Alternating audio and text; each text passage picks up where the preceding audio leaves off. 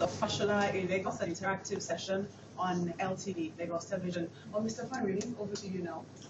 Your Excellency, still on the issue of security, I believe security also encompasses creation of jobs for youths, and I believe that those who perpetrate these heinous acts are those who are idle minds. As we know, the devil makes use of idle minds.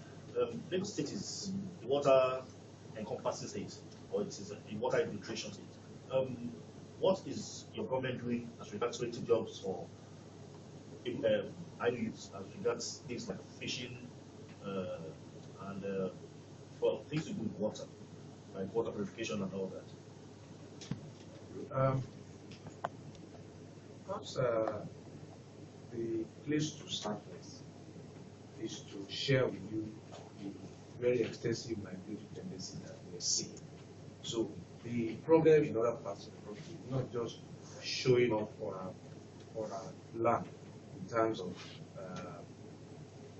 insecurity, showing up in terms of more people coming in, pressures on the entire system in the state, the bus system, the housing demand, the job demand, and so on and so forth.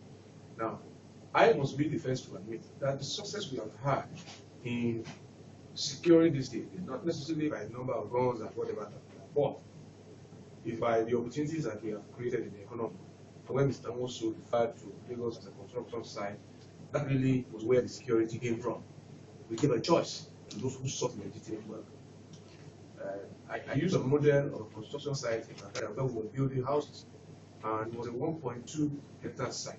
We had 1,010 people working on that site. So if you multiply the number of sites where I said the building, that we will be about 20 something, because I can't remember out of there.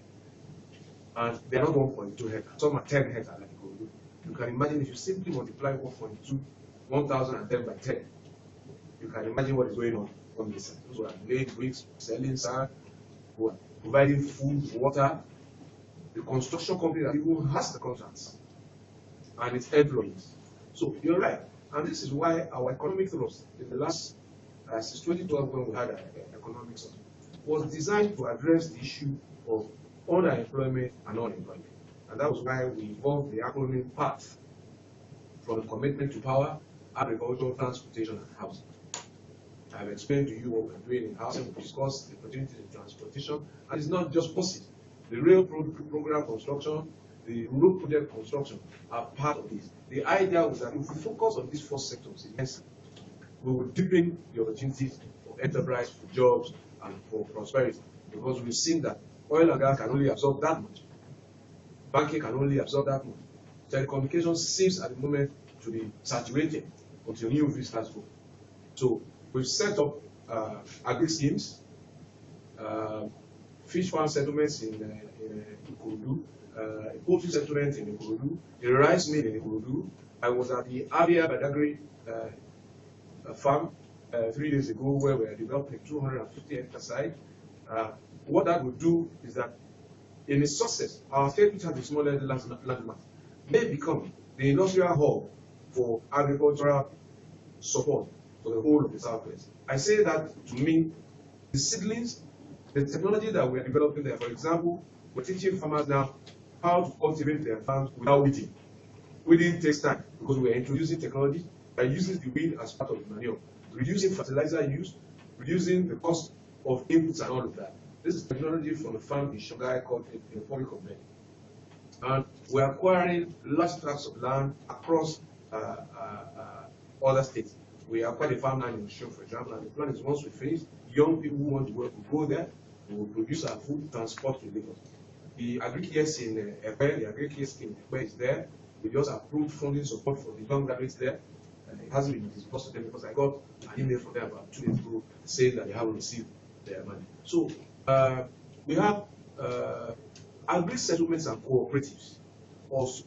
We're empowering them, teaching them new agri skills. We open vistas even in transportation for the co-meat van. We're teaching people how to debone their fish, how to package, because the stores are waiting for the fish anyway. People want to buy boneless fish. So there's a whole retail economy there that's going on. As I said, we can never be guilty of over communication. But if we spend so much time explaining what we are doing, we may have very little or no time to really do the work. But those who are taking value know it.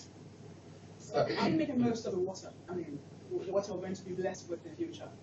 No, we are making the most we can given the reality that we face in terms of agriculture, for example. And then let me say that there is a global concern also about overfishing.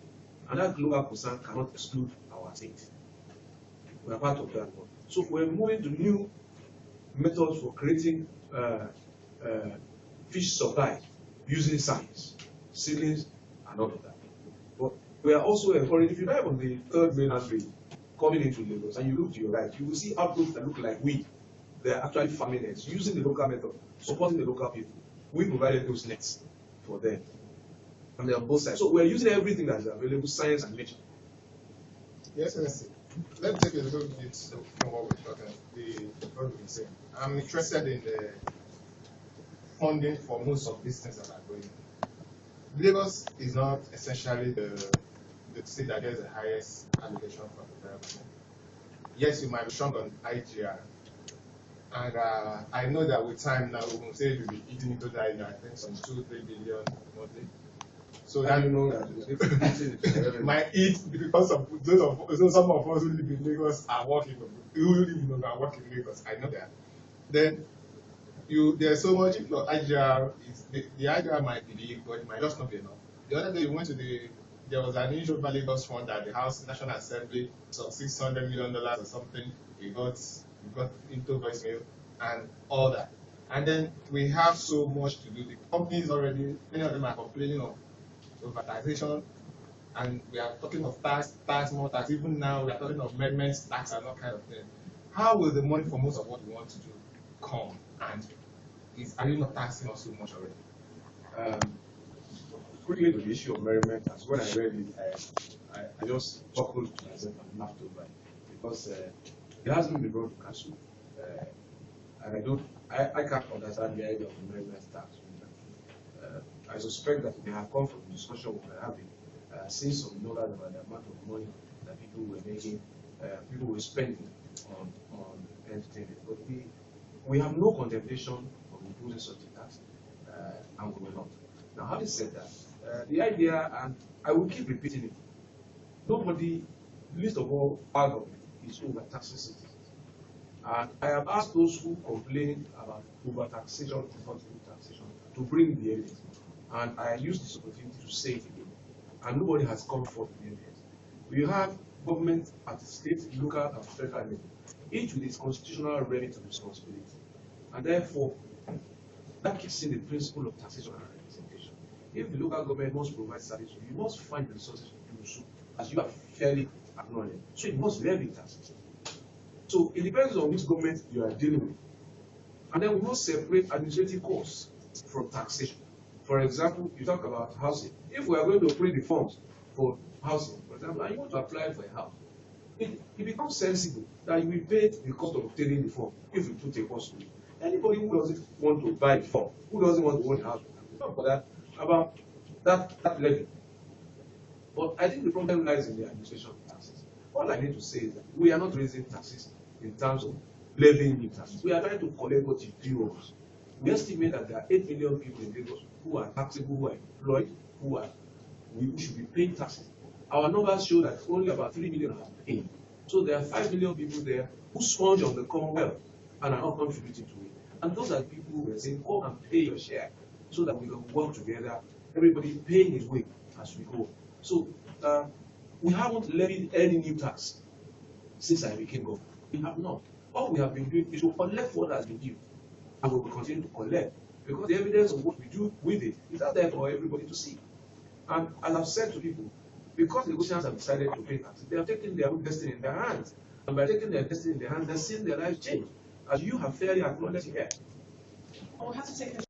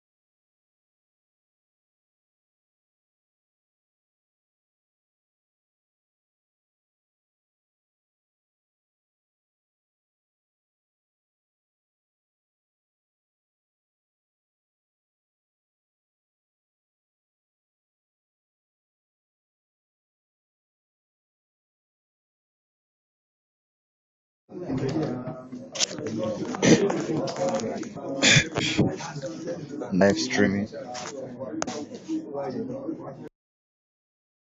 is also reluctant to pay compensations.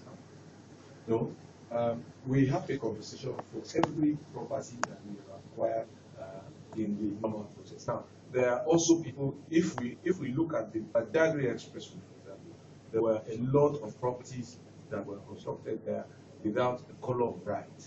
Now, if you break the law, the fact that you have built on a place that did not belong to you or that did not have appropriate planning permit will not crystallize into a right. You cannot acquire a right by doing the wrong thing.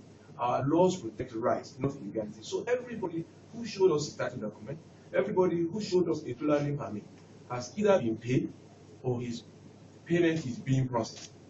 So there are those issues I would say, no, you have no right to build there. For example, if we need to reestablish a drainage channel and do the concrete lining, and people have made that place their home, the first issue we have to deal with is how do you get here? The drainage channel is not designated as a residential area because the idea of the Ministry of Planning and Fiscal Planning and Urban Development means that government has by law invested authority in an agency to decide where we should live, where we should work, where we should do business, where we should recreate, and where we should use as drainage paths to discharge water from our homes. So if anybody breaks the regulation and chooses to go and build a house on a drainage path, it will not be entitled to compensation. Let's quickly move to the issue of security. We know that in certain parts of the country, some states have been, a state of emergency have been declared on some states. And there is the fear that this violence could actually trickle and come down south. Are you afraid of the influx of elements that could be described as terrorists in your state? I'm not afraid. I'm concerned. And I would not look at it only from what is happening in Nigeria.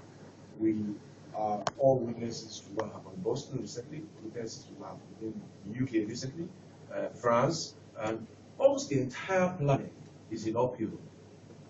Syria is agog in violence, and in my very quiet moments, the ominous sign for me is that it is perhaps not a century's loss.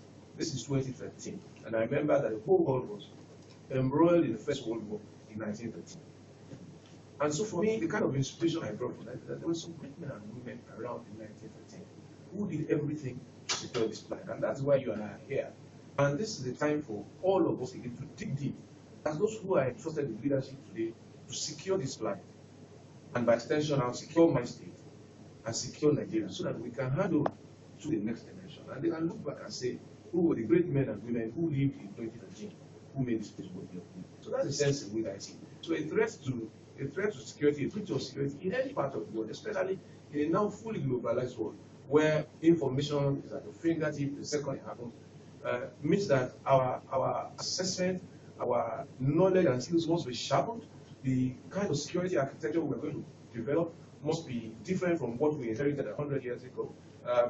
2 days ago, I asked somebody to download for me the draft bill of the data communication legislation in the United Kingdom. Because now they created the internet and all of the facilities. Now they're looking at how to curtail the dangers that it portends for society as well. And what occurred to me then was like, look, listen, if you make a rifle, you must also make a bulletproof it. Excuse me. So if you make a poison, you must make an antidote. And to begin to see what we can learn from them. And this is the kind of thinking that I think will help us to deal with the realities of the world that is changing. But for me, human beings are not even the big threat. The real world war that we face is the environmental war. Well, sir, it's good to let it to the environmental war. Now, the rains are here again. Lagos, in the last 3-4 years, has invested so much in flood control and all that. But the floods are still here. What's happening? Is it that the oceans are not taking enough water or are not channeling it out enough? Perhaps the place to start is to just go back to last night. Very heavy rain. I drove through it. But this morning is gone. It didn't disappear by divine action. It disappeared because the Ministry of Environment, the Ministry of Works have done their work. Now, when you have that high intensity of rain, it will take some time to go away. And one good way to explain this, because we perhaps don't understand sufficiently or don't accept our geographical location. We are 2 meters below sea level. So we are living inside water. And to keep this city dry during the rainy season, to keep the water flowing, it's just a feat of engineering, for which first the credit must go to my predecessors for all what they have done, and to the current generation of the team that I work with for what we're adding up to. Now, let's imagine the hand basin in our homes, and you open the tap. The water will drain. But if you open the tap with greater intensity, even if you don't put the stuff out, you will see that the drain will begin to fill. And it is until you lock it that is the kind of activity we are seeing. When the rain is intense, the capacity for our drainage as a hand basin to flush off everything at the same time is certainly not there. Because it's going into the lagoon, but the lagoon is also filling up as the land is filling up. As soon as the rain subsides, the hydraulic activity takes over. And those who are engineers listening to me will understand what I'm saying. So within a few hours, it's gone. Now, perhaps one more analogy there to help us situate is our quote and unquote bad weather, if I can say that, it's rainy season. But the reality is that there's also bad weather in the dry season. We all complain at the time that it's getting too hot. When it begins to rain, then it's getting too wet. But that's nature as well. Now, quote and unquote, the bad weather in Europe is winter when it snows. Now, can you imagine a winter where there's snow on the road and Europeans are complaining that there's snow? So let us begin to accept what we have. What they do is get warm, wear the appropriate shoes, bring out the snow plows, bring out the grit salt, and move it off. Sometimes it takes days, sometimes it takes weeks to melt. So if we have our own snow, which is water, and it disappears in 24 hours, I think we must amend that law. Otherwise, we'll have to learn to live with the water on the road. Well, the threat that I see ahead with climate change and global warming is that we, in many years, maybe not in our lifetime, we may again adapt to living in water. We've seen animals like crocodiles adapt from land to water, and if you read, the story of Noah's Ark and the earth being flooded, and there are archaeological connections about how reptiles like crocodiles have been around for 5 million years, continue to adapt to the changing climate, and the climate has been changing. So we may have to hold this kind of interview when all of us are gone, maybe underwater, and life will still go on. Cities will be built underwater. Because remember that we used to walk on all fours before, now we're standing. Well, I think that would depend if you believe on the evolution story. Your Excellency, let's proceed. Now, we are still on land. And Lagos, because we're a personal professional and a valuable place, Lagos continues to attract people, more and more people to Lagos. And I recall the earlier interaction. We were talking about housing, and it said there is no special price for cement and all of that. I don't know how that is going to happen. Where are these houses? How many of them are there? When are they going to be available? What are the procedures, the process, application, and data? I think started getting low consonants. Yes. What we are concerned about, Governor Jacon's achievement with the housing continues to challenge us, but regrettably, he did not stay long enough to, as it were, institutionalize the process. So every government after him has tried to achieve or recreate that. So for us, it's been done before. What is missing now is institutionalizing. So the skills to build houses are there. And that's why we're accumulating this stock of houses. Now, to where the houses are, they are in Shogotedo, we are in Ogba. In Shogotedo, we have 540 units. In Ogba, I think we have 270 units. In Shita, we have 36 units. In Lupeju, we have 60 units. In Mushin, we have 72 units. In Altoa, we have 660 units. There are 2 phases in Aboa. We've started at Darana with another 540 units. We will start in Bishop 720 units. Ipori should give us 144 units. I think Uyibu, about 48 units. Or Beleodon should give us about 120 units. We're building all over the place, and we're acquiring more land. At the moment, we've completed some. In the barrier should give us 1,008 units in Ijora. Now, we are almost done. What we are trying to avoid first is the need for anybody, any member of public, to be a friend or a relation of any member of public in order to get a house. We want to eliminate that. And so we are going through, we meet every week. We should have met today. The Lagos Homes Committee meets every Wednesday. But today's event that forced us to move our meeting. So we've prepared funds. We've set up a Lagos mortgage board. We are recapitalizing Lagos Building and Investment Company, LBIC, to give mortgages. We've set up arbitration rules. We've gone through the mortgage document, and so on and so forth. We prepare draw rules. It's going to happen by draws, made public. We've set guidelines for those who will be eligible, those who pay their taxes. So it will not do to go and rush and pay the tax overnight, because we built with taxpayers. So we expect that it is only fair that those who have been paying faithfully must get clarity for something at this point. So definitely before this year is over, we will start that process of allocating the houses. I assure you about that. But we want to make it so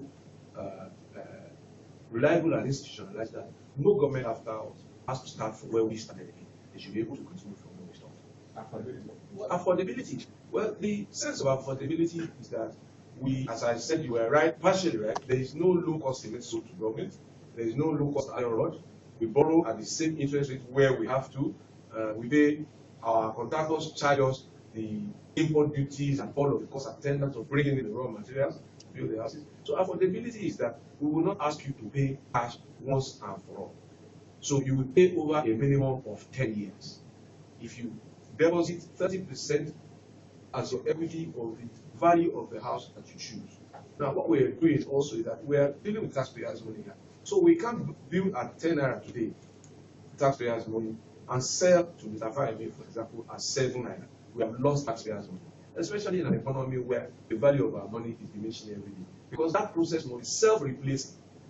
The plan we have made and the financial model we have used is that this process should become self-financing and self-funding in 4 years' time, so that government will need to put less money and it will then be able to attract private sector investment, having built its own equity.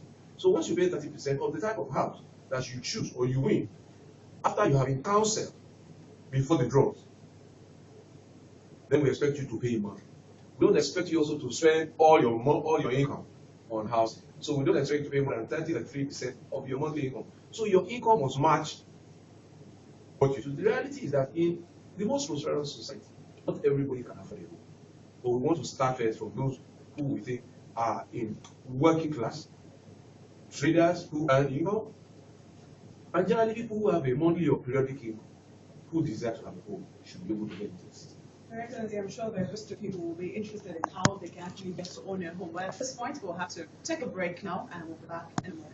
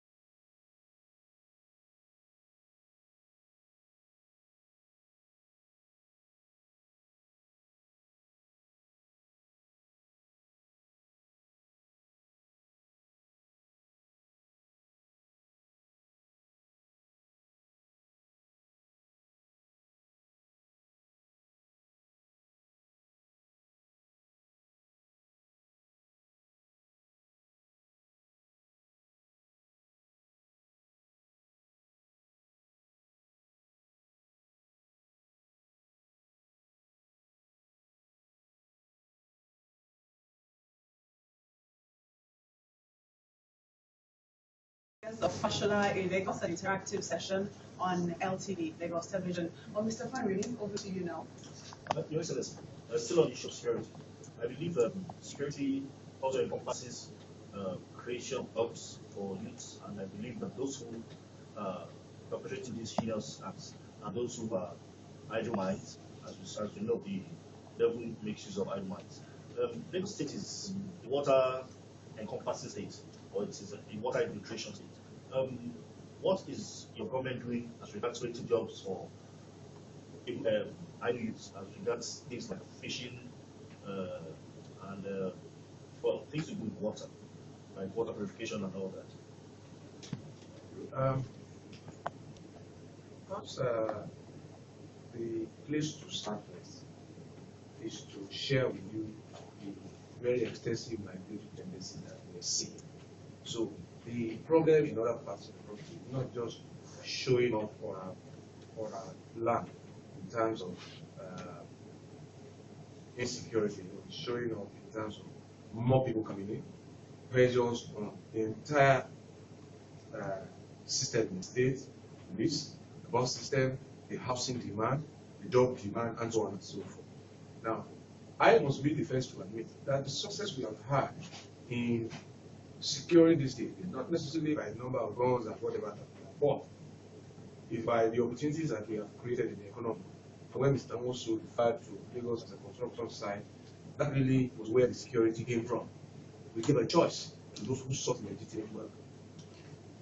I use a model of a construction site in Nigeria where we were building houses, and it was a 1.2 hectare site.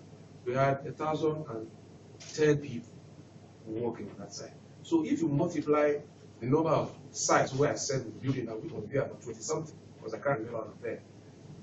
And they're not 1.2 hectares, some are 10 hectares like Ikorodu. You can imagine if you simply multiply 1,010 by 10, you can imagine what is going on this side. Those who are laying bricks, selling sand, who are providing food, water. The construction company that even has the contracts and its employees. So you're right. And this is why our economic thrust in the last, since 2012 when we had an economic summit, was designed to address the issue of underemployment and unemployment. And that was why we evolved the acronym PATH from commitment to power, agriculture, transportation, and housing. I've explained to you what we're doing in housing. We discussed the opportunities in transportation, and it's not just buses.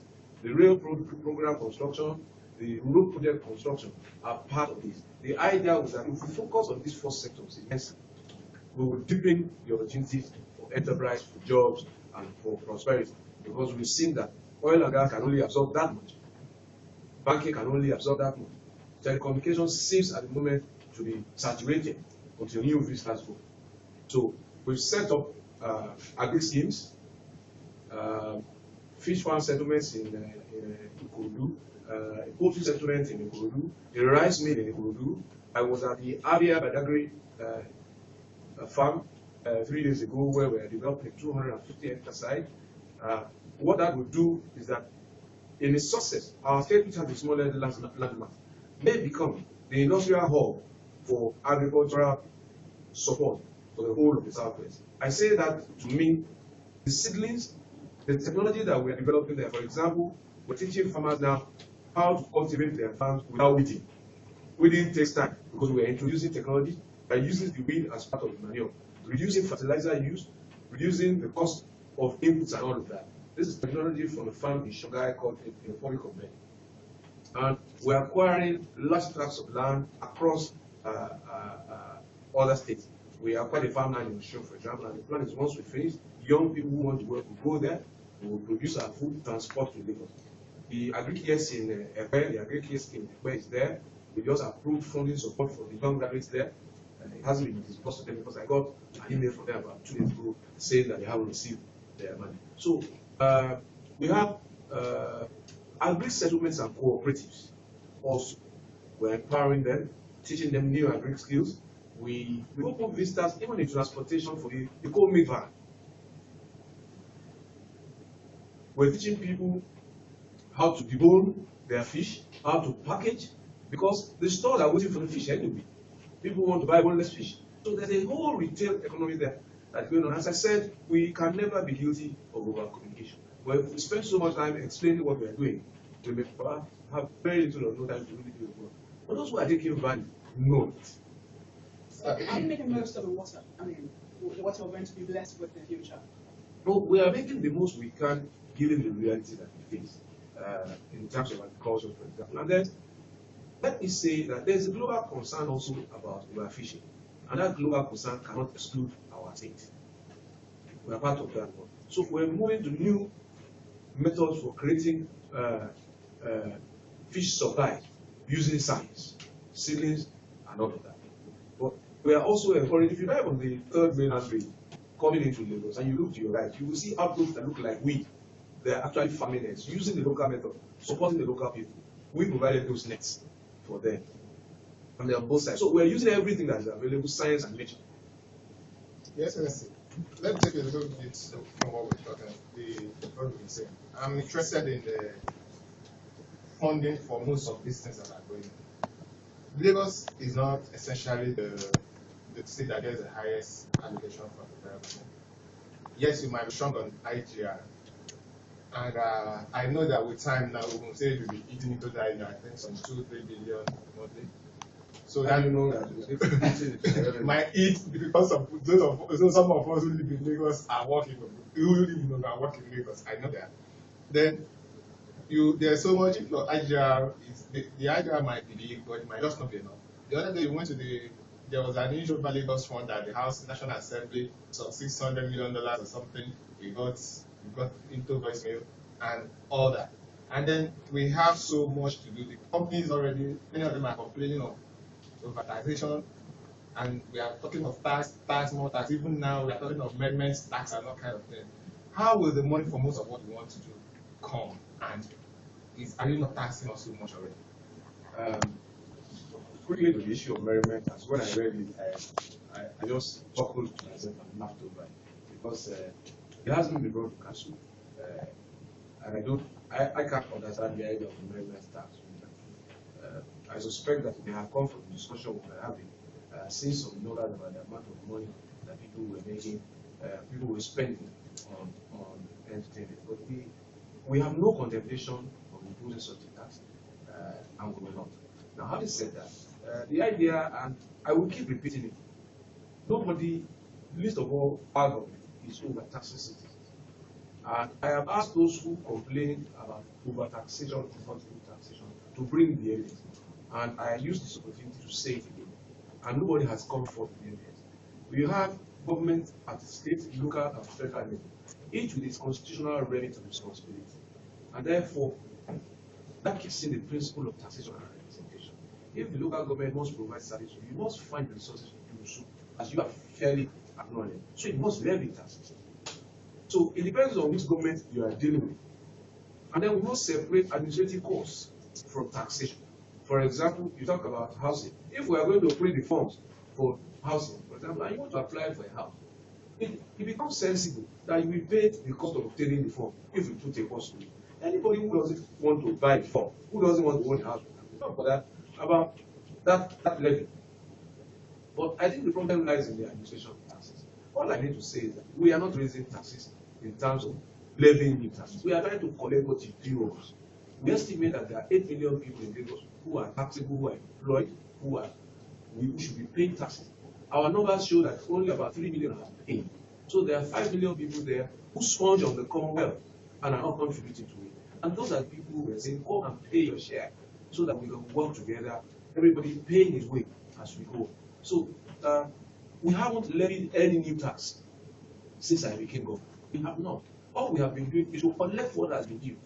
And we will continue to collect because the evidence of what we do with it is out there for everybody to see. And as I've said to people, because the Lagosians have decided to pay taxes, they have taken their own destiny in their hands. And by taking their destiny in their hands, they're seeing their lives change. As you have fairly acknowledged here. We'll have to take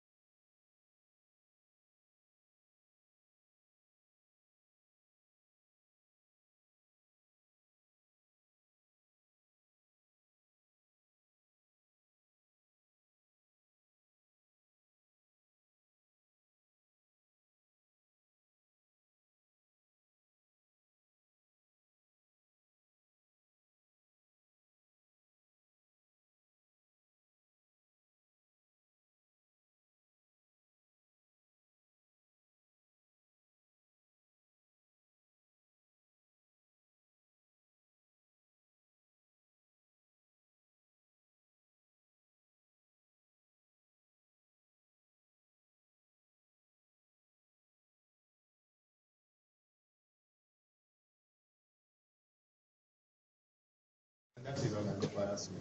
Why they story on it. But that's by the way. You said something, you signed up the question on the Apapa Agro with the local governments will have to take on their responsibility. How much cooperation are you getting from this type of government? Because it seems like we say many of the roads we actually complain about are local government roads. And they're just around. What is really happening there? Is there no way you can, I know they are autonomous, but is there no way you can at least push them on? Then on the latter side, how come 35 governors couldn't count 35 votes? That's the question. Very quickly to Agro Palace. Agro Palace, I think you know the story. The Commissioner for Works has repeatedly explained what's going on there. I was there. We started the road, and people must understand that we built a quarter bridge without any pressure on us. We have a plan for this thing, and if we receive more of this kind of cooperation, we will deliver that. Agro Palace way, there was a court action, so we stopped. Now the court action is finished. We paid compensation for people to give us some of their offenses so that we can finish the road. But you know, we lost time in court. So a lot of work that should have been done during dry weather is going into rainy season.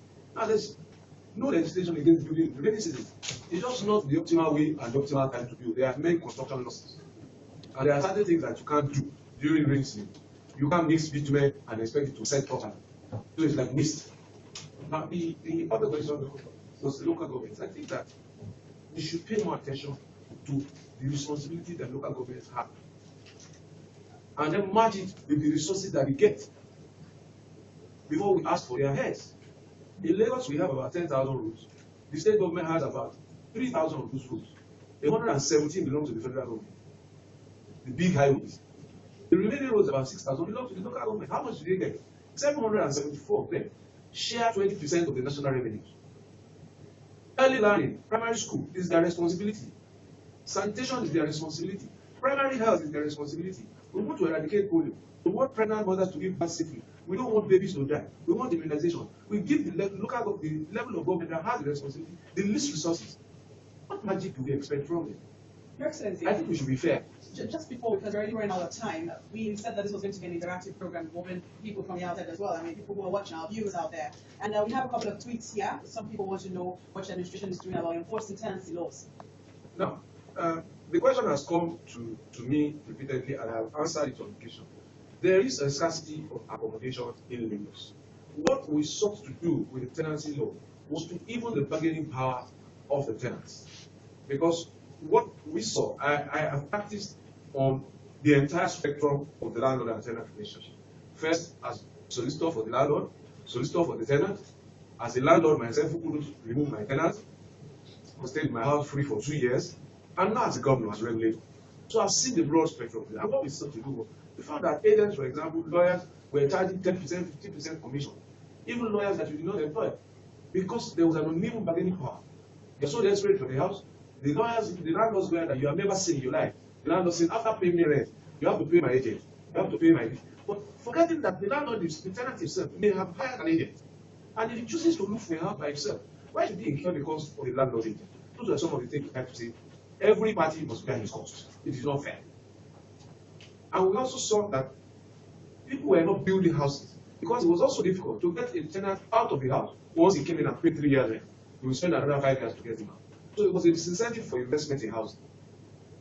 And we thought, okay, what were the problems? Service of notice and all of that. And we made it less cumbersome. So we gave something to the tenant, something to the landlord. Now, any agreement that you make, the circumstances that breach that law, I don't have to enforce it. It is you who should enforce the agreement because the law has created a right for you. You can now go to court if you like. But I know that I'm not an idealist burying my head in the sand.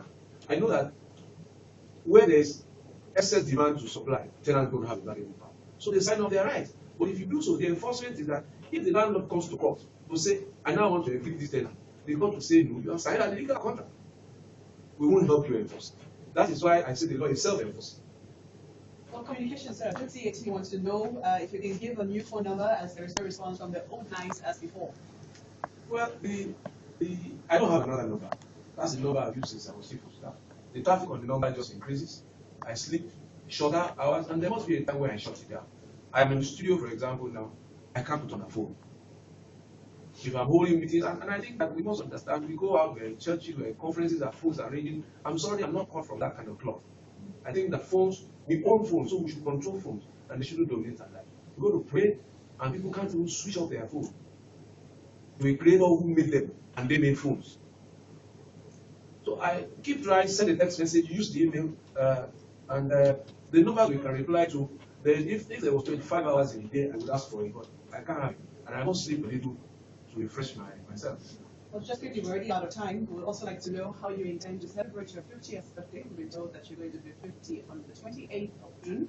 How do you intend to celebrate this milestone? But I'm thankful to be alive. I'll be much more thankful to be alive on the 28th of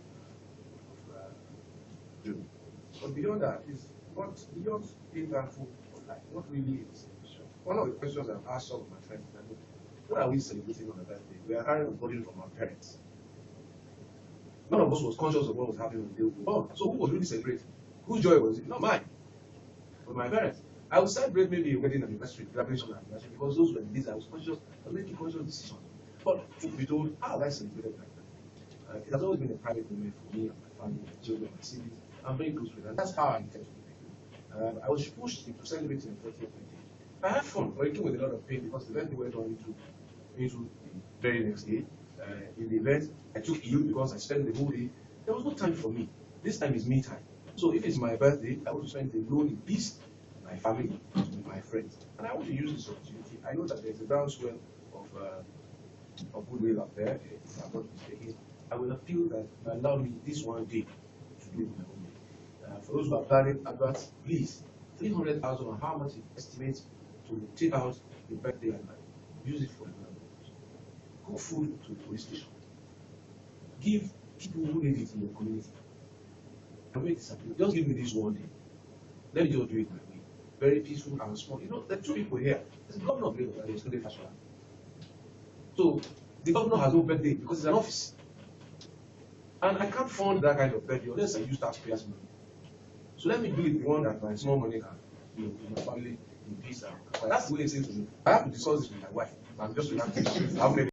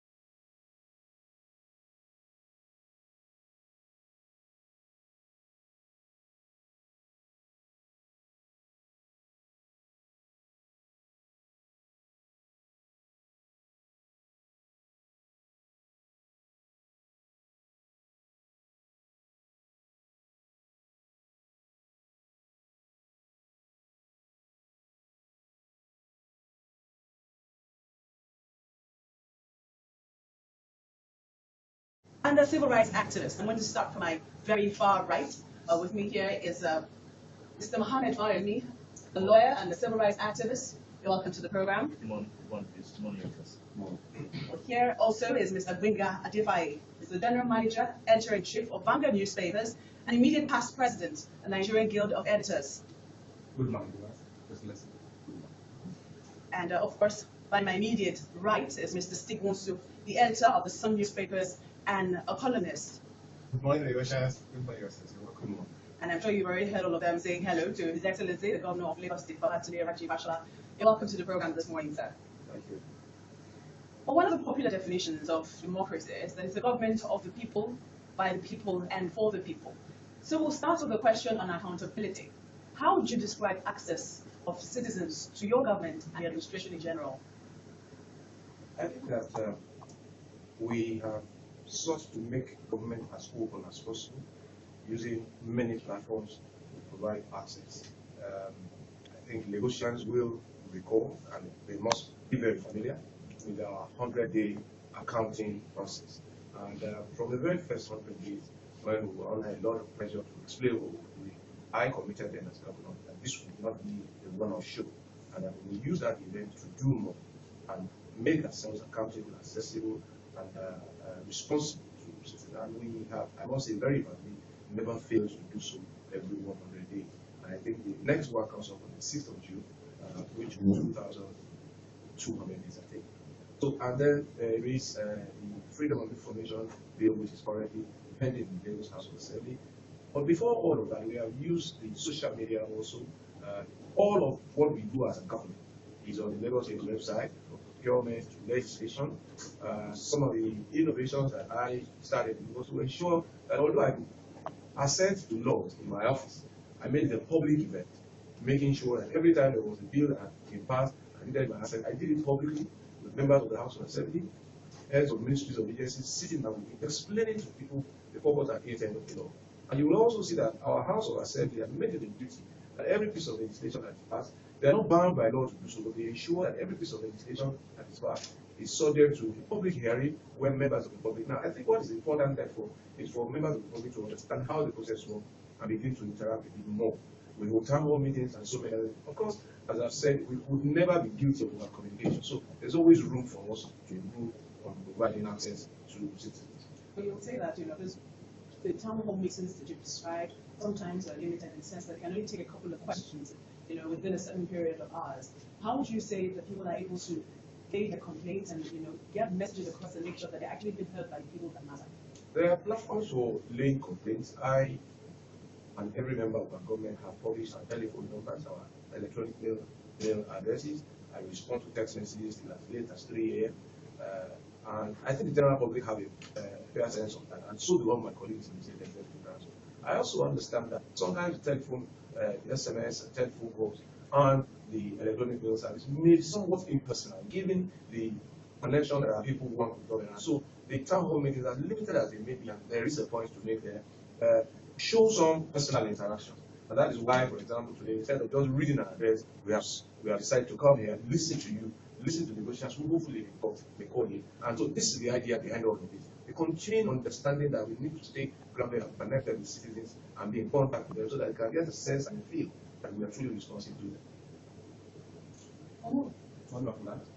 Yes, Excellency, what I Lagos last year, moderately leader, and it also put accountability.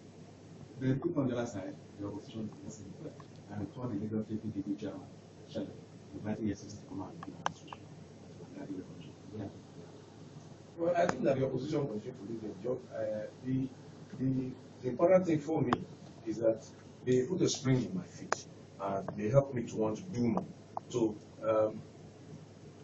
our administration has been investigated by EFCC. We face also some petitions, we submitted books, and we remain open to continue to do so.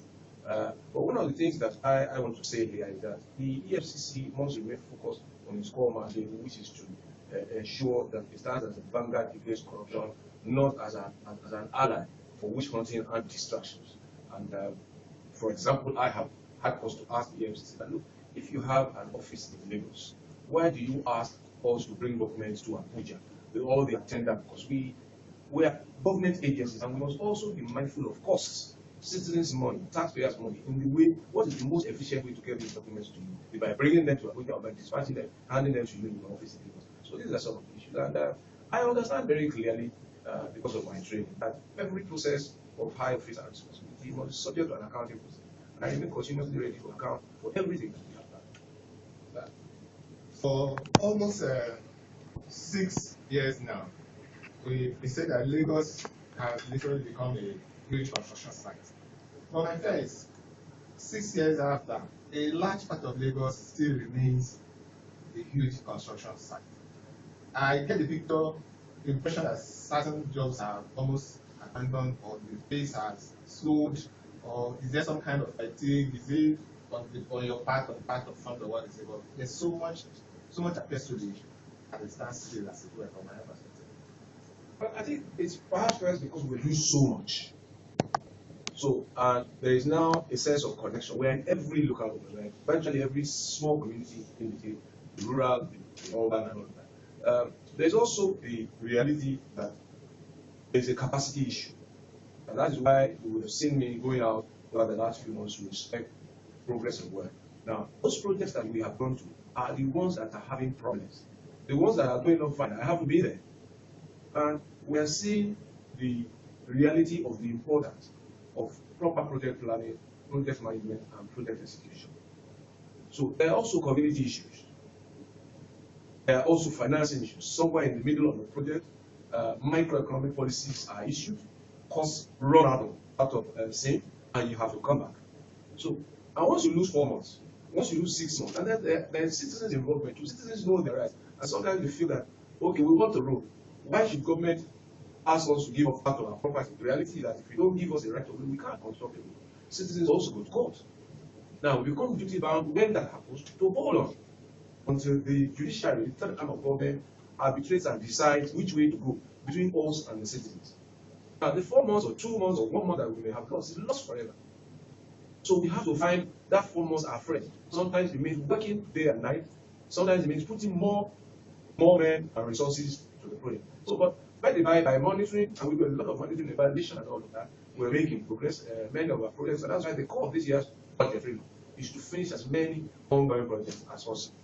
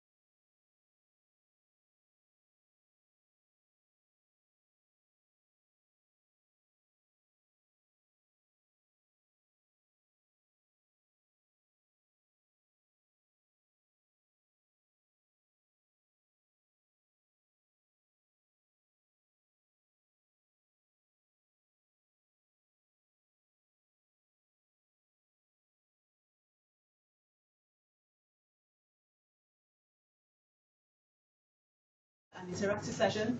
Here present with us is His Excellency, the Governor of Lagos State, and he's taken questions from a panel of journalists and a civil rights activist. Mr. Fanny, would you like to ask Yes, Your Excellency, you talked on the issue of security, which is something which is most paramount now in Nigeria.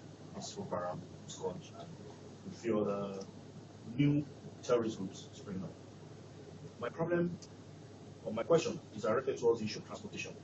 With the ban on the Okada riders and possibly the limited activity of the Mawa operators, in the evenings you see a hold of people and bus stops every evening, and some of them extend from 5 o'clock closing time, usual closing time, till as long as 10:30 at night. What is your Excellency doing as regards providing more transportation means to be able to convey these people, and how don't you see this as a threat to security of Lagos? Thank you. I think first I must make a slight correction that we will ban. I said limited. No, I said okay. Right. I had the word ban in the opening remarks.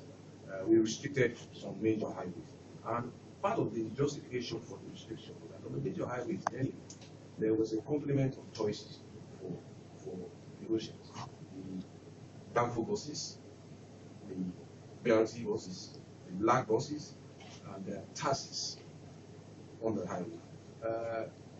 Perhaps also it is important to emphasize that every success of government creates new problems. The successes we have had with DRT has also created new problems. How to sustain what clearly is a well thought out and good initiative. Now, the problems have arisen because of the unique economic situation we find ourselves. We don't manufacture buses, we don't manufacture parts. So the replacement time, and if you knock buses every day, for as long as we have had these buses, clearly it will break down. No mechanical device that man invented does not need regular maintenance. So, in the need to respond to the urgency of the time, we ran ahead of the clock. One of the things we just finished now was the bus washing plan.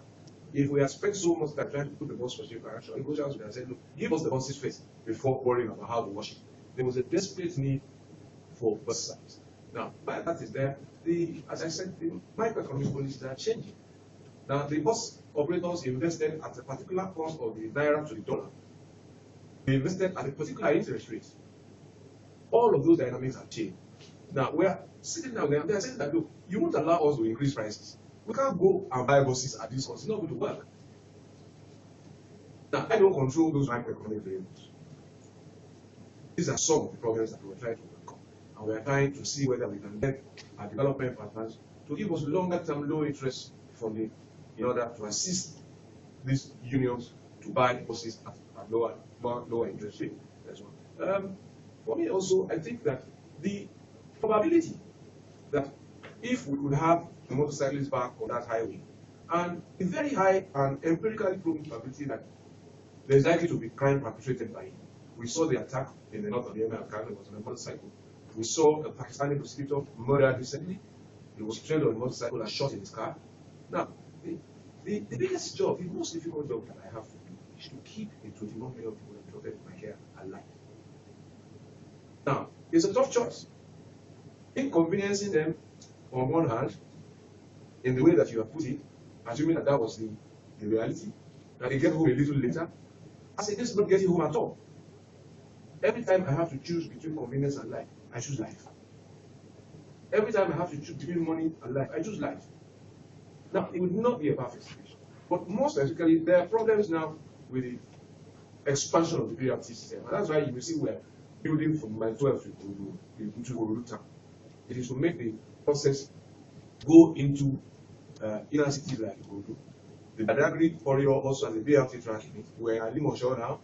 And so the network is gradually expanding. It will bring some pain as all of this goes on, but it will bring a gain ultimately. We have licensed now, I think, 23 bus franchise operators, because the principle behind the BRT scheme was that government should get out of running buses. The experience we have had from LMTS and all of it has shown clearly that if we give Mr. Fawemi a franchise to run Route A, his commitment to maintaining his own buses, because they are his, will be deeper than the commitment if they were bought with taxpayers' money and put in a pool. So we will regulate, we will fix the routes, we will put the BRT shelters, but we want private operators to drive this. And that's what happened in New York. If you pause to look at many of the buses on the streets of New York, if you read closely, you see that they are higher purchase. It's always engraved. So, but we started that journey, and the New York system did not build in 6 years.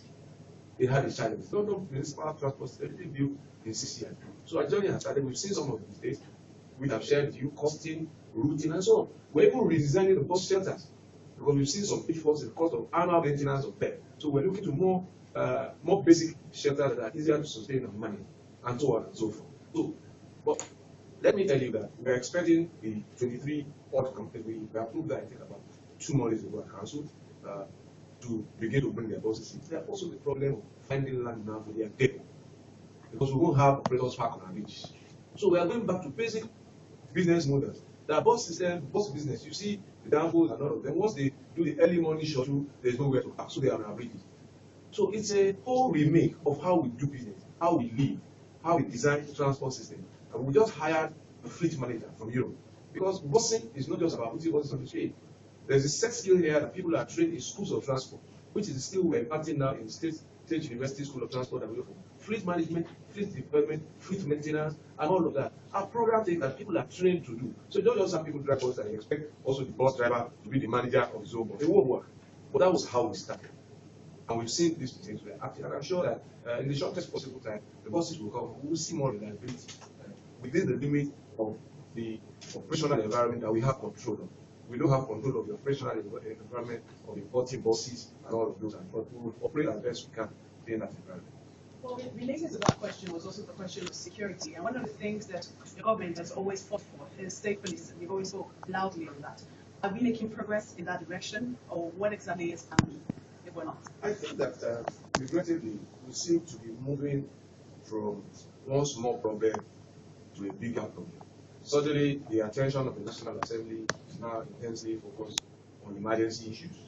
So the debates for the Constitution amendment and all of that seem to have, for now it appears, and I hope that I'm wrong, taking a relative back burner. And you will see the tension, and you can feel the tension. You can see, you can feel it, the stick there in the policy. And in that kind of environment, certainly legislation, policy changes for development won't be the first thing on the priority of. It takes much more spanner and deeper result to stay focused in that kind of very fluid and boisterous political environment. But for me, the idea of state policing, or whatever name anybody chooses to call it, I call it multi-level policing that secures everybody rather than a few. And it is understandable perhaps that those who benefit from the current system, where each one of you have your police colleagues, they feel threatened that they will lose those. But if we are selfless, sufficiently selfless, to understand that even if I was protected, I have cousins who are not. I have siblings who are not. And if I feel a sense that they should have a larger network of policing, I would vote to allow multi-level policing. To see what is possible, intercooperation, interdependence, in the way the Americans opened up their response system during the Boston bombing. Boston City Police helped in securing the environment immediately after, before the FBI came. And if they hadn't secured the crime scene, all the evidence would have lost. That's one good thing that multi-level policing can do. The state police started combing the area, and the federal might came in the event when the victory was won. It was a shared victory. And you will see the leadership in the way they addressed us. The mayor working hand in hand with his governor. And even when the president spoke, he gave credit back to the state. So the idea of multi-level policing in a federation is a no-brainer. And we cannot continue to pretend to run in the federation. When states have courts, they have, I saw in judges yesterday, we have a state house of assembly, we make law, even if it's traffic law, sanitation law, and those kind of things. It is from the implementation of these things in any event that you pick the foundations of crime. Alcohol abuse, drug abuse, and so on and so forth. Because people who ultimately go to very high-end crime don't do so in a normal state of full consciousness. It takes some sense of depravity to take human life in cold blood. And therefore, if you don't have the capacity to begin to go to those small corners where drugs are sold, and that is a local money, it's a local capacity. Still, Secretary, we don't like to talk about this often. There is still a existing thing about kidnap and all of that. What is the new thinking there? Because Lagos is where all of us feel very sick. Because of the prayers coming ahead, a lot of people on the street, they have But,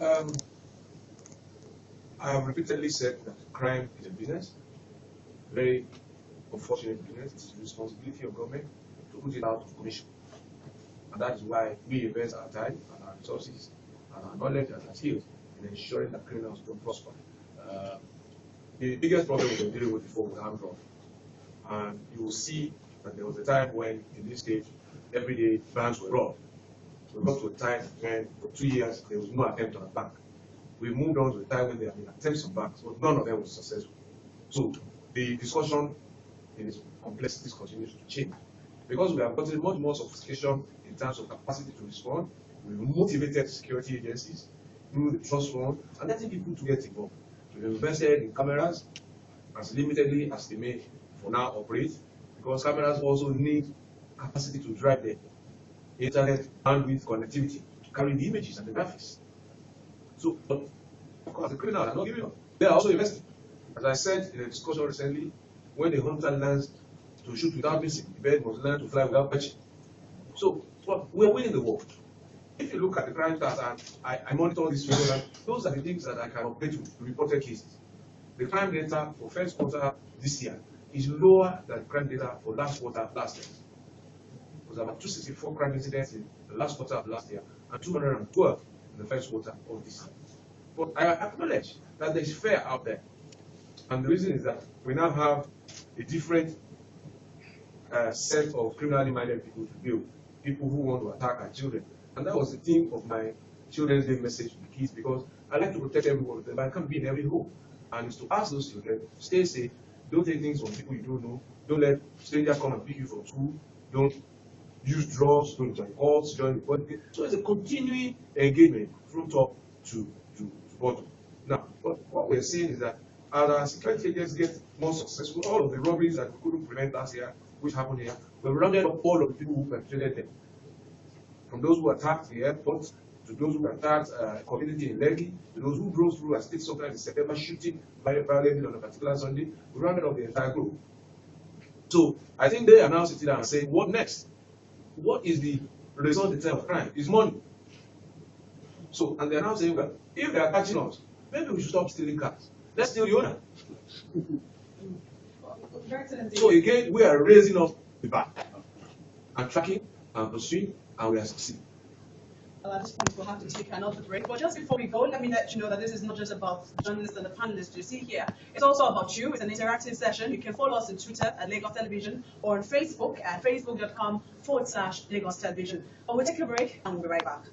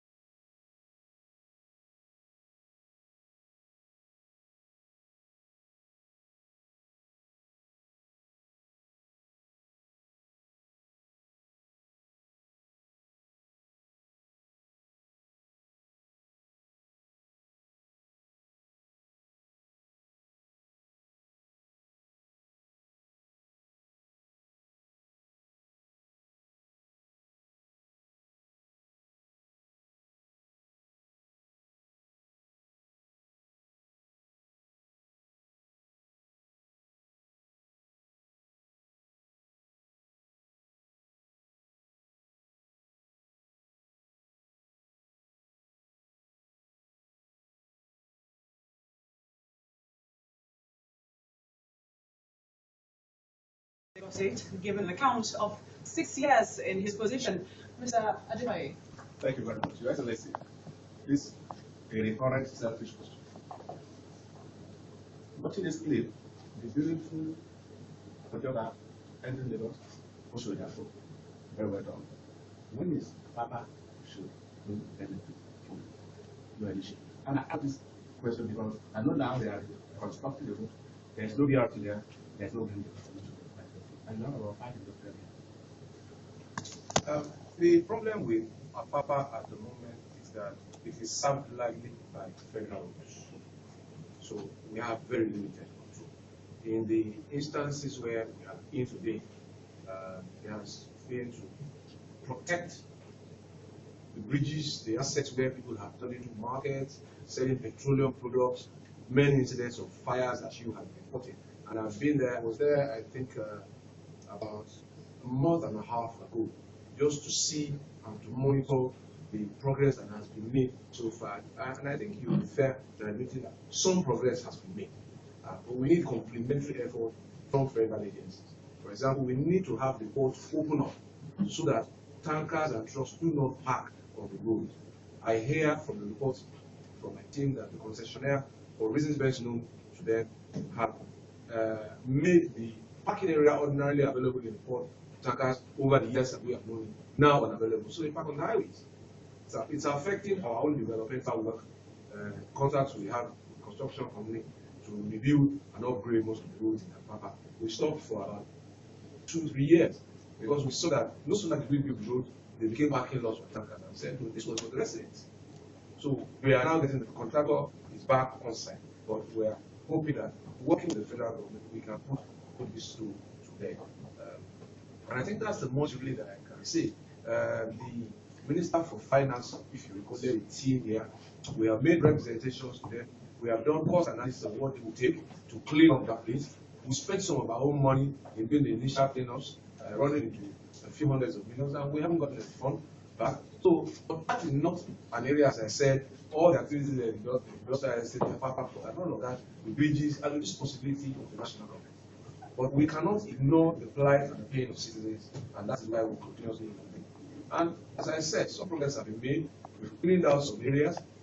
We've destroyed those who turned some places under the bridge into tanker parks. We moved some out of the state. My colleague who has provided accommodation for them at the Bulgaria and Bafo. And the share notes saying he's trying to upgrade the place into a much more serviceable park going forward. So, but the other arm of government, as I said, we have state local government, must now take its responsibility and deal with it. Let's quickly ask you here, how would you, sorry to interrupt you, how would you describe your relationship with the federal government? We have as healthy a working relationship as is possible. I meet with federal government ministers, special presidents, special advisors, and stuff at different levels. So we can go in. This is considering the fact that your state is in your position, and you've been asking for your state to be accorded special status for some time now. How is that coming? I think that the necessity and the compelling sensibility of that must be clear. I have no official communication in response to my letters on this matter. So nobody has acknowledged my letters on the matter in a formal way, so I don't know what's happening. And that's the much that I can say. So I can't say it's going well or it's not going well. But I know that our legislators of the National Assembly are pushing. And that's much. But you would describe your relationship as cordial. I think that it is cordial. I think so. I'm always ready to work with every agency of government. The rules are set up. The rules, the responsibilities. And any officer of federal government will fairly acknowledge that that has been my disposition. Mr. Barry? Yes, sir, I'm going to ask very selfish questions. I'm a member of the judiciary. I'm a practicing lawyer. I go to court, well, 2 out of every 5 days a week. And most of the courts I go to, on the 7th floor, I've had recourse to hire 3-4 people to carry me all the way up. And I noticed that in the premises at TBS, which is being used, which houses a number of courts, courtrooms, there's a lift there, and it hasn't been working. So I wrote to the Attorney General, I got no reply. I wrote to the CA directed me to write to the Ministry of Works. That's why I put a letter to the Minister of Works and Housing, who secondly to Minister of Housing, and they replied me that it is the responsibility of Lagos government to maintain it. So, and even all Nigerian courts, none of them have access to helping old people or disabled people like us to go on. So, what is your policy as regards that? First, I must make a very profound apology for the difficulty that you face in trying to earn disability, given the challenge, physical challenges that you have to have. Truly are very difficult. Having said that, I think that as a nation, and this is not clear to us, when you look at what has happened globally, I think it is only the last 20 or 25 years that nations were compelled to begin to pay attention to difficulty that people with physical disabilities have. And even in the much more advanced societies, legislation being come around 10, 15 years ago, because I've done some extensive research on that. So we're trying to bridge that gap. And that's why one of the executive bills I sent to the Assembly was the law to set up the office to support people with physical disability. And it has now been passed. It provides a lot of things, responsibilities for governments to do in the way that we design buildings, in the way that we build roads, in the way that we manage transport, in the way that we build even conveniences, toilets, and bathrooms. So we will begin to see the effect as we go on. In setting up the board, I also ensured that it was people who were living the realities of disability that populated that board, so that we could hear directly from them by way of feedback what more to do. You will see that over the last 6 years, almost all the roads that we have built now have sidewalks, slopes, and all of that. It's a beginning, it's a new experience for us. And if you go to any of the hospital buildings and the new court buildings that we have built, you will see ramps if you don't see lifts. And that is what you will see going forward into the future. As for the TBS building, again, I am sorry. But I assure you that as soon as I leave this place, I was never aware that there was a problem with the lift. I've been into that courtroom since 2002 when I came into government. But we will do something about it. The other buildings, they were built when this awareness was not there. Both the High Court and all of those old buildings. So there may be modifications that will be made if the structural state of the building will support it. We will look at possibly how, if we can, and our architects will become engineers and assist me here, and our engineers, if we can install lifts on the outside. But I assure you that we will do something. Again,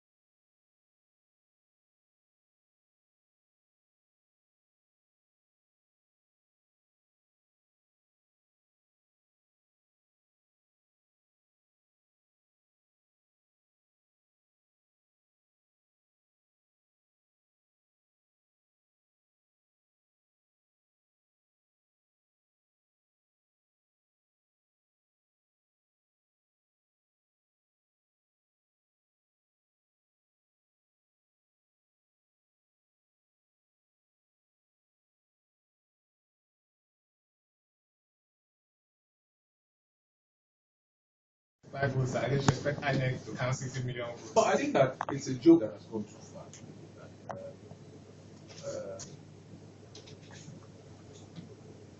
I'm very proud sitting here for the impression that we have created about us. I'm not very proud. We voted for confirmation. And I think the evidence out there is going out. And I think that the symbolism of it is that the fashion, if it has failed, I regret to speak about my colleagues now, but I'm not very proud of what we have done, and I want to be there. I think that you'll find another method to clean this out. I can only say that in respect to what happened, that we saw it. Information recently sent that the producers of this program have graciously allowed us more minutes with you. So we're going to be taking more questions from people out there. Going to our platform on Facebook. Some people want to know, Aditana Aminat Abiodun wants to know what you're doing about minimum wages. He says we haven't got any outcome yet. Minimum wage. The government was the first to pay the minimum wage even before it became law. That was what increased our monthly salary bill from about 2.8 billion to 6 billion. Are there any plans to increase? You see, we need more people in government because the population we have to serve is increasing. So we need more hands. But I couldn't even employ those. Then there's a sense also that we're talking about unemployment, young graduates. I'm employing as many as I can. I think we just approved employment for 1,000 or something. I'm not sure the number now. Teachers. Now, I think those who have a job already must also accept the sense of sacrifice. That some people don't even have any. And for me to give them a chance, you have to moderate your expectation of more money. You know, and the debate for more money is an endless debate. You know, some of you, I think, maybe I don't know about Mr. Barani. I'm not sure. But let me put it this way. There's an old song, and I think he created my bad. You and we are still keeping. You know, so it's a journey of life, and it will never be enough money. But the question I ask people sometimes: how much money will never be enough? Who can answer that question? Some people also want to know, I mean, let me be more specific. Polari Wajupelo on Twitter wants to know what you're doing about stopping security agents from abusing human rights. He believes it's a shame to democracy. I agree that citizens should never be traumatized or brutalized by those who are sustained by their taxes. Our government has institutions in place. The Office of Public Defender is one such. The Citizens Advisory Center is another such. The policy of pro bono work set up by the Ministry of Justice recently, where I participated, increasing the quality of lawyers who can rise up in defense of people whose rights have been violated, is also something that shows that this is not a conduct that our government tolerates. And if you remember the case of a young lady, Ms. Okere, I think it was, who was brutalized by some military relatives, it was our government that led the cause, provided lawyers for her without charge, and got judgment. And then many of those instances where I are, and not even members of my staff, they know where our heart lies. Our heart lies with our people. But having said that, unless the incidents are escalated to us and we know we are able to help. But again and again, I've told law enforcement agents that the citizens are our employers. We have a right where they have violated regulations to bring them to justice. We must be fair. We must be firm, but we must never brutalize them. They didn't employ us to brutalize them. Yeah, one final one. We've done 6 years, 2 years. We've been there. It must be what are your fears? I don't foresee at this moment as I speak any warfare. I think that the hard work that has been done by my predecessors have given us an opportunity here to inherit a legacy. I say that very proudly we have school on that, and we can only get to a touch passing moment where we hand over and stronger Lagos to the next team to run with and really fly with. The institutions have been built. Government is running more on account of institutions now rather than on account of whether Government Fashola is there or not. And we're doing more of that. As I've said on occasion, we've been very lucky up to from Obadi Johnson up to Government Tinubu. Lagos has had a lot of action governments. What Lagos needs now is an action government, and that is the real signature of institutionalization of government. So ultimately, it will carry up on its own strength because institutions will have been built, and it does not need any action government to make things happen. People know what to do, and the signs are there. You know, just driving in here now, I saw trees being pruned by the Lagos Parks and Gardens Agency. So you see, refuse is being moved. You don't need the government to go and set up a task force anymore. Roads are being paved. The public works corporation is doing it well. Street lights are being maintained and fixed. You don't need the government to do that. So the institutions are emerging gradually, and are taking firm root and impacting in our lives. We were at the water supply facility yesterday. The water corporation is getting up to its job. So it will take time, but the signs are there. I have no foreseeable fact. We've laid the plan. We're taking what next 20 years, 30 years. So the plans have been put in place. Like the education, water supply, waste management, traffic master plan, everything is in place. They will be subject to the fluidity and the dynamics of whoever is in charge at the time to say, okay, this still works, this needs to be tweaked. There's a minimum 20-year plan. Some are 30, 40-year plans already for this. At this point, that's what I have to say. Thank you to Your Excellency for coming on this program. Well, we have been talking about 6 years of Fashola in Lagos. It's Democracy Day, May 29. It's been 14 years since May 29, 1999, when the military government of Nigeria handed over to a democratic role. And here we'll be asking the governor of Lagos State questions. I haven't been alone. Mr. Mohammed Oemi, thank you for coming. He's a lawyer and civil rights activist. We've also had Wenga Adipai, who's the general manager, editor-in-chief of the Vanguard newspapers and immediate past president of the Nigerian Guild of Editors. Wenga, thank you for coming. And Steve Wonsu, who's my immediate left editor of the Sun newspapers, and a columnist. And yours really, Makoyo. Thank you for coming. Thank you all for watching. Thank you for being a part of it. Thank you also to LDPA for giving us this platform. A goodbye from here.